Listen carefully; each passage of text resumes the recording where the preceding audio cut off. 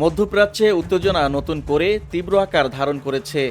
আজ পবিত্র ঈদ উল ফিতরের দিনেও ইরানের একটি গুরুত্বপূর্ণ পারমাণবিক সমৃদ্ধকরণ কেন্দ্রে হামলা চালিয়েছে ইসরায়েল ও যুক্তরাষ্ট্র। এমনটাই জানিয়েছে দেশটির রাষ্ট্রীয় সংবাদ মাধ্যম। বসুন্ধরা, উত্তরা, বনশ্রী, কুড়িল ও বাড্ডা সহ রাজধানীর বিভিন্ন স্থানে অভিজাত ও অত্যাধুনিক মানের ফ্ল্যাট কেনার এক নির্ভরযোগ্য প্রতিষ্ঠান প্লেজেন্ট প্রপার্টিজ লিমিটেড। ইরানি সংবাদ মাধ্যম তাসনিম নিউজ এজেন্সির বরাতে জানা গেছে, শনিবার মধ্য ইরানের নাতানজ পারমাণবিক স্থাপনাতে এ হামলা চালানো হয়।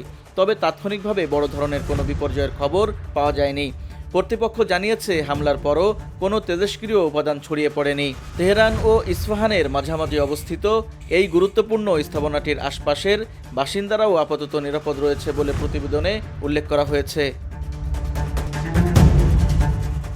এর আগে চলতি মাসের শুরুতে আন্তর্জাতিক পরমাণু শক্তি সংস্থা জানিয়েছিল, গত ২৮ ফেব্রুয়ারি শুরু হওয়া যুক্তরাষ্ট্র ও ইসরায়েলের হামলায় এই কেন্দ্রটি ক্ষতিগ্রস্ত হয়েছিল।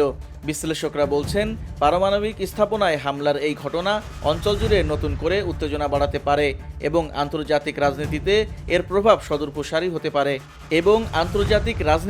এর প্রভাব সুদূরপ্রসারী হতে পারে।